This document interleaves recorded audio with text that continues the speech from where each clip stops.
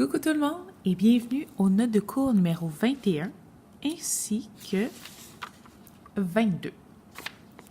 La première chose que je veux qu'on regarde, c'est la façon dont le tableau est fait. Tous mes prismes vont avoir cette formule-là pour trouver le volume. Et j'ai un exemple. Tout ce qui est cylindre, ma formule est ici, exemple, et le tableau est fait ainsi de suite. Maintenant, ce que j'aimerais porter à votre attention, ça va être les bases. Quand on parle d'un prisme, les bases,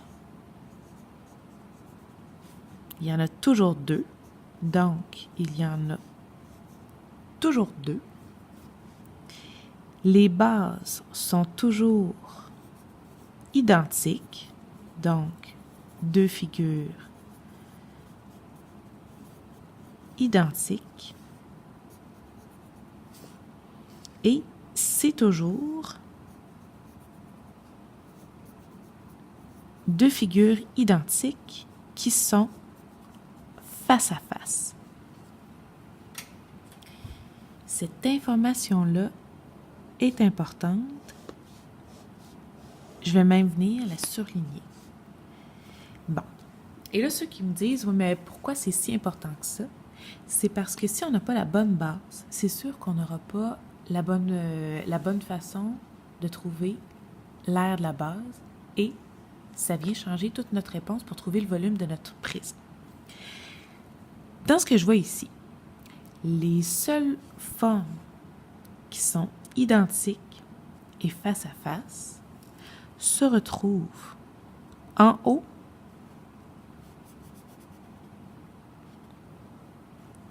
et en bas. C'est donc dire que pour ce prisme-là, mes deux bases sont ainsi.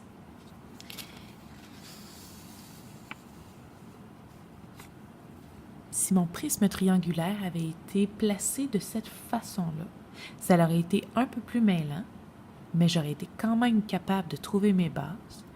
Je trouve mes deux figures qui sont une en face de l'autre, et qui sont identiques. Ça, je vous le dis tout de suite, là, c'est souvent une petite attrape qu'on est capable d'éviter en regardant nos notes de cours, ce qui est écrit en vert. Pour le reste, sincèrement, ça va aller.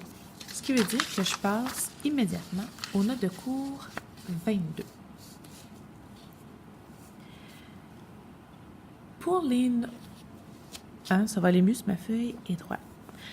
Pour les conversions des unités de mesure, je travaille avec parfois des millilitres, des litres, des kilolitres. Ça, c'est pour savoir la quantité de liquide qu'un récipient peut contenir.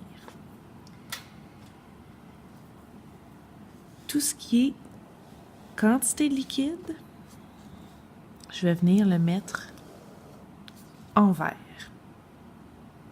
Et ce que j'aime de ce tableau-là, c'est que quand je vais passer de décilitre à litre, ben je vois que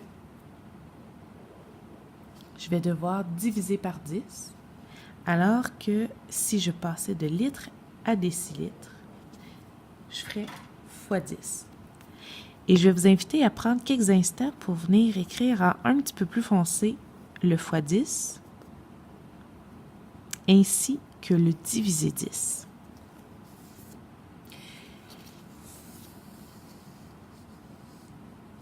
Maintenant, je vais sauter ça ici et je vais aller directement au numéro 2. Quand je parle de millimètres cubes, de centimètres cubes, tout ce qui est au cube, à ce moment-là, je parle du volume. Tout ce qui est volume, je vais venir le mettre en orange. J'ai des unités qui vont se terminer par au cube. Ça va être divisé 1000 ou fois 1000. Et encore une fois, je prends le temps de venir écrire avec mon crayon divisé 1000 fois 1000. Et la dernière chose sur laquelle je veux qu'on prenne un petit peu de temps, sortez votre troisième marqueur. Ça va être ce qui suit. Donc, je prends le temps de mettre en jaune cette partie-là. Et je vous le dis tout de suite, c'est ultra important. Je vais même utiliser un crayon noir. Tant dans vos exercices que dans les prochains examens, vous allez avoir besoin de convertir parfois des centimètres cubes en millilitres. Donc, on part du volume et on veut le transformer en liquide. Puis, le moyen de le faire, c'est de travailler avec ces trois exemples-là. Il faut savoir que 1 centimètre cube, c'est égal à 1 millilitre. 1 décimètre cube égale 1 litre et 1 mètre cube égale à 1 kilolitre. Quand vous avez ça, vous pouvez sincèrement transformer tout ce dont vous avez besoin. Mais je vous le dis, fouip, fouip, fouip, fouip. C'est ultra important. Bon, maintenant, un petit exemple. Si je voulais passer de 200 centilitres en centimètres cubes, ce que je devrais faire, je vais regarder, est-ce que j'ai des centilitres à quelque part? Non.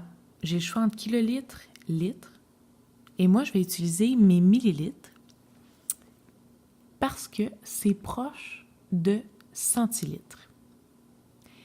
Je vais donc convertir mes centilitres. J'en ai 200 et je les convertis en millilitres. J'ai 200 centilitres.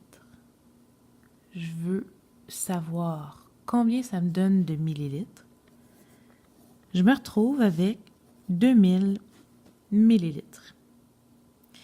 À partir de là, si je reviens à mon tableau qui est ultra important, 1 millilitre égale à 1 centimètre cube, ce qui veut dire que 2000 millilitres donne 2000 centimètres cubes. Et ça se fait bien, cette étape-là, en autant qu'on ait accès à nos trois données qu'on a pris le temps de surligner, puisqu'elles sont importantes. Voilà. Alors, c'est tout pour mes explications. Maintenant, chop chop, au boulot. OK, bye bye.